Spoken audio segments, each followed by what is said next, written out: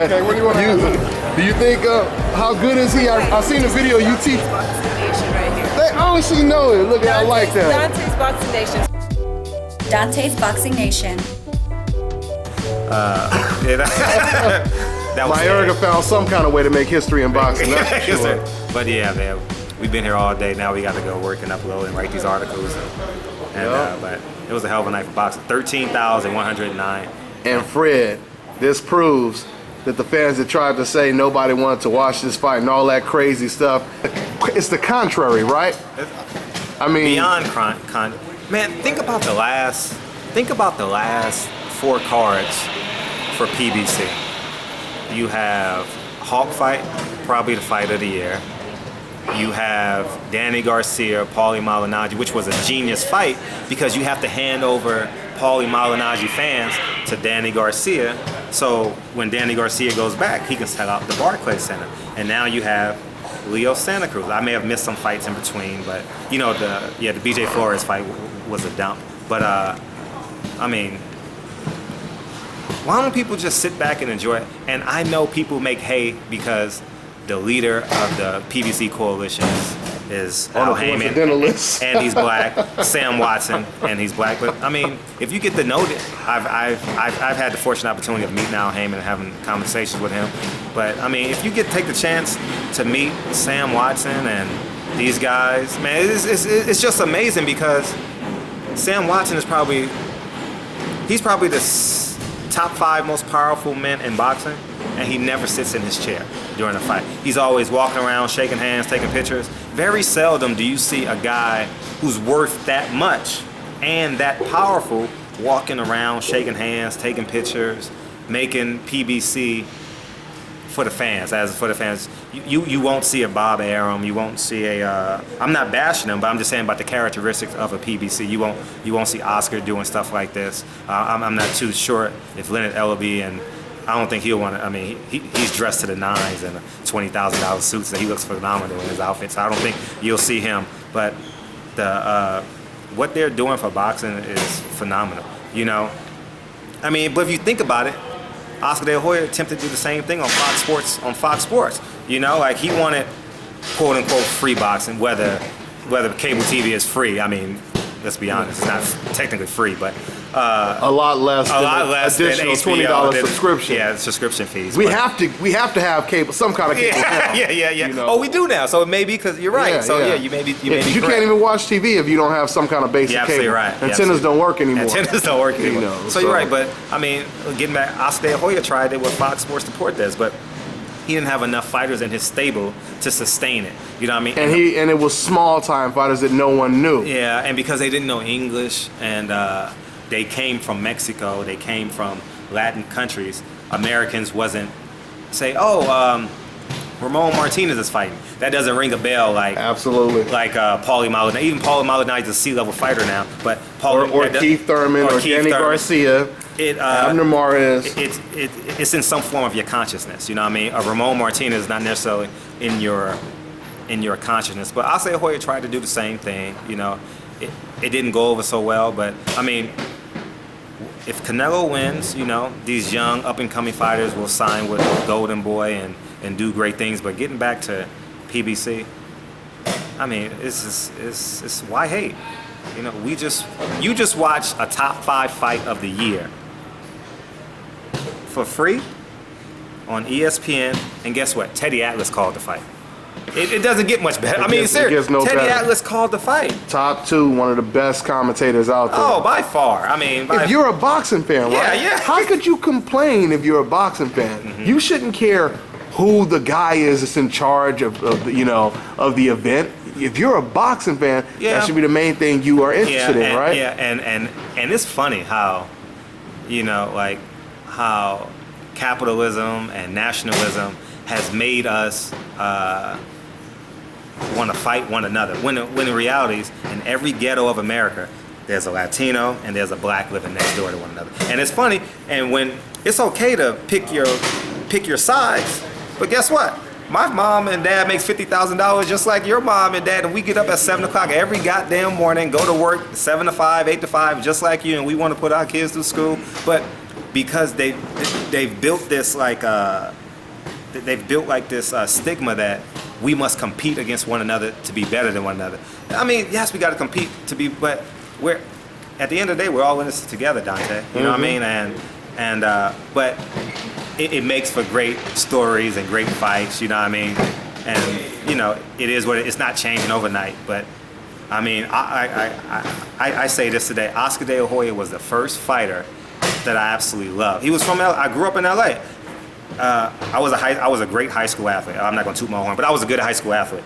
Oscar De La Hoya was in the front of every sports section, every goddamn day. I was in the back. I had my 15. I played basketball and football and all that. I was in the back page. Oscar De La Hoya was in the front page. When he won gold in '92, I was a huge fan of Oscar De La Hoya. I mean, he was the epitome of what LA was. You know, a Mexican American who actually made it. And when I grew up, I would say poor, you know, or underachieving, or whatever term you want to give me. And when you look at somebody who grew up in East LA, East LA is pretty similar to South Central, except the majority is Latino, the majority is probably black, but it's the same thing, you know what I mean? And I've told Oscar De La Hoya to this day. I mean, he was the first fighter that I had an emotional connection with.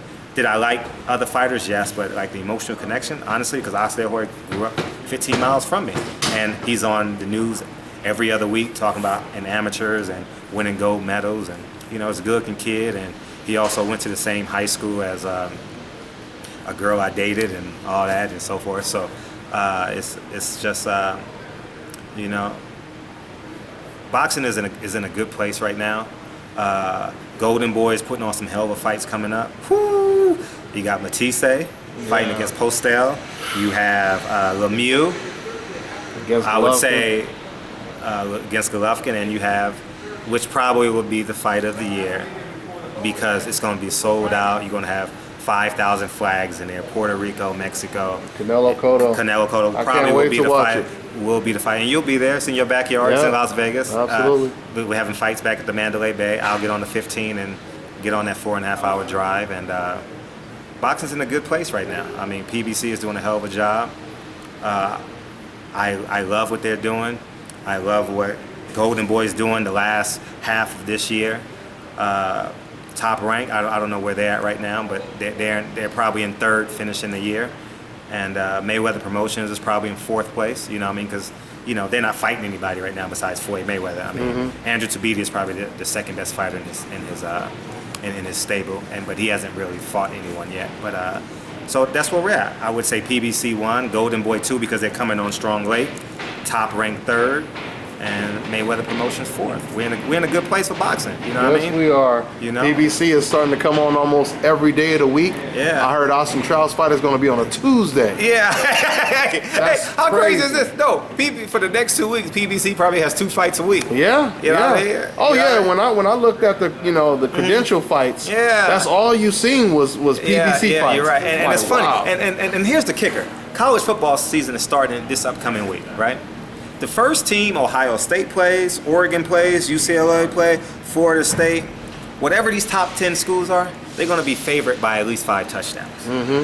And guess what? They sell out every year, the first game of the year. So, I mean, there are going to be mismatches in boxing because you got to build people up, and sometimes fights are not going to live up to the hype. But it's always been mismatches. Yeah. You already know that. Come on now. If 100,000 people can go to Michigan, the big house, and watch Michigan play Prairie View A&M and get 110,000 people in that stadium.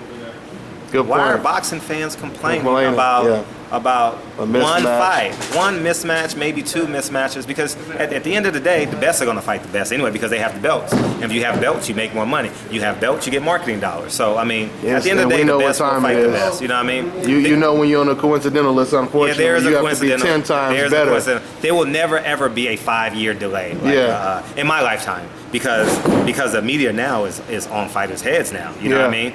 From my small publication to your big publication. You know what I mean? It's you will never see a 5-year gap again between a Floyd Mayweather and a Manny Pacquiao. You won't see that ever again. Yeah. They should have fought in 2010, 2011. most people would agree with that. Floyd Mayweather doesn't agree because he wanted to ride out the wave, and which was a no. I interviewed Freddie Roach myself, and he told me about 2 or 3 years ago that he believed that Bob Arum wanted to make that his last fight. And then after he said that, Manny Pacquiao followed up and he did an interview. He said the same thing. Really? He said he believes that Bob Arum wants to make that his last fight. So it was Bob Arum trying to ride that wave, I believe. Well, what you I shouldn't even say I believe. That's what Freddie Roach said. So when you look at Mayweather, and you go, he's got 3 fights after this fight left on his contract. If he is 48-0 going to that last fight, no matter who he fights, can he finish at 49-0? Can he go away undefeated? It's going to be a massive 2 million pay-per-view. You would think just because of what will be riding on it. So wouldn't he be wise at that point to say, let's fight Pacquiao because now I'm going to give myself the ultimate test of finishing my career against the hardest fight? I agree with that, and I think I'm on our side. I honestly think a little bit that Bob wants that fight to be our last fight. I think that's what both guys going out? Yes, both guys, yeah. I mean, that would be a great finish, of course, and then Peter can finish my book. Well, finally. Well, you being a reporter that have more inside information than me on that subject. So, but there won't be a 5-year There gap won't. like that. Yeah. Because just think. YouTube subscribers, you guys are powerful because if there is 10,000 views, 5,000 views on the video, guess who saw it? The Bob Arum's people, the Floyd Mayweather people. So don't be when they see the title Floyd Mayweather ducking, or now that he's done, but let's say Leo Santa Cruz ducking Gary Russell. Which I was just about to say to you. Hopefully that don't take 5 years. Because you already said he shouldn't fight Gary Russell right now. Not next. 13,000 people. Put him against another good Mexican. You know what I mean? And get 13,000 more people. And it just makes business sense. But eventually, the names are gonna start to come in. Yeah. Because Leo already talked about how he was he did a video with me. He said, "Give me $3 million, I'll fight." But not only that, but he talked to me about how he felt bad looking at the Twitter, messages. Yeah, he did. I heard all that. the people, bashing him, saying because he wouldn't fight Guillermo Rigondeaux. Yeah. And that's another fight that may go beyond 5 years. But hopefully, but there's so many good fights out there that I think we could make up for not getting certain fights. Yeah, because you got so many fights that's going to come to fruition, right? You're right, and we're in a good place, Dante. In terms of boxing, if you exclude your disdain or love for Floyd Mayweather, if you extract how you're emotionally tied to Floyd Mayweather and Manny Pacquiao, boxing is in a good place. Oh, absolutely. You know what I mean? There's no doubt about it. This is the biggest year of boxing. Man. The most lucrative year. We got Canelo Cotto, Mayweather-Pacquiao, all the other fights. And PBC is definitely in the red right now. Let's just be candid. No doubt about it. So Leo Santa Cruz has to fight another Latino.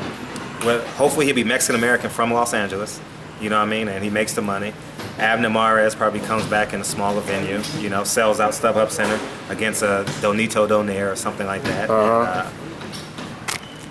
We're good. And this year's going to end on a bang. And don't forget, we got Klitschko Tyson Fury. Oh, another big one. Those press conferences are going to be priceless. You know what I mean? So, we're in a good place. We're in a good place. I still got to disagree with you on that one, though, Fred. I want to see. You should. I want to see Leo Santa Cruz against Walters, Russell, or Lomachenko. I ain't gonna even bring up. Well, you can throw out Lomachenko. Why? They're suing him.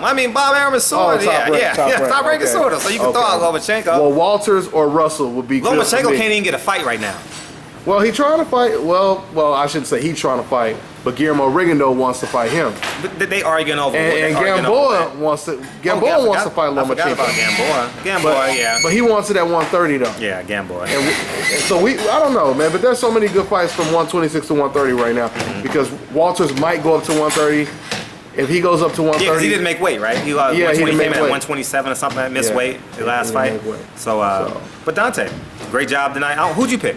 in the I fight? picked Morris, man. You did? I picked Morris. Yeah. You picked I Morris? You picked Santa. Oh, you guys gonna rub it in? You picked. Yeah. Why'd you? I thought. Listen. I thought Mares was a better boxer. I thought Leo Santa Cruz was just another Margarito. I thought he was slow on his feet.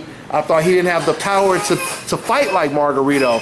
And I thought with Abner Mares going to the Olympics, you know, extreme amateur pedigree, I thought he would box circles around the dude. So I was wrong. But he, like I said, Leo Santa Cruz surprised me because Leo boxed. I didn't expect Leo to be that.